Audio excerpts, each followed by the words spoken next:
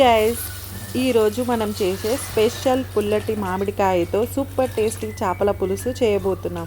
ఇది విలేజ్ స్టైల్లో చేస్తే వచ్చే టేస్ట్ అయితే అస్సలు మర్చిపోలేరు. చేపలకి మామిడికాయ పులుసు తగిలితే ఫ్లేవర్ నెక్స్ట్ లెవెల్గా ఉంటుంది.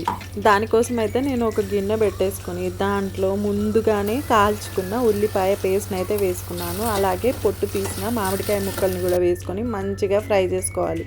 ఇప్పుడు కొన్ని పచ్చిమిర్చి, అలాగే కొద్దిగా కరివేపాకు, కొంచెం జింజర్ గార్లిక్ పేస్ట్, ఉప్పు, కారం వేసేసుకొని ఈ పేస్ట్ని మంచిగా ఫ్రై చేసుకోవాలి ఆయిల్ తేలేంత వరకు. ఇప్పుడు నేను కొద్దిగా చింతపండు పులుసు వేసుకుంటున్నాను, ఎందుకంటే మామిడికాయ కొద్దిగా పులుపు తక్కువ ఉందని నేను కొద్దిగా చింతపండు రసం వేసుకున్నాను.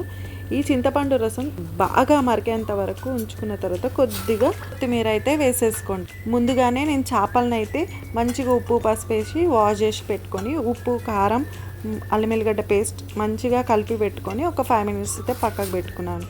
ఇప్పుడు మరుగుతున్న పులుసులో ఈ చేప ముక్కలను అయితే వేసేసుకోండి.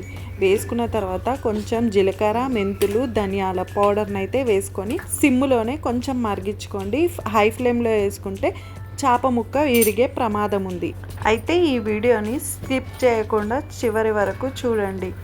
మీకు ఈ రెసిపీ నచ్చితే లైక్, షేర్, సబ్స్క్రైబ్ చేయండి మర్చిపోవద్దు. ఇంట్లో కూడా ఇలా మ్యాంగోతో చేపల పులుసు చేస్తారా? కామెంట్లో చెప్పండి. ఈ కలర్ చూస్తుంటే మౌత్ వాటరింగ్గా లేదు, ఇప్పుడే అన్నంలో కలిపి తినాలనిపిస్తుంది. ఇలా సింపుల్గా చేసిన మ్యాంగో చేపల పులుసు రెడీ గైస్.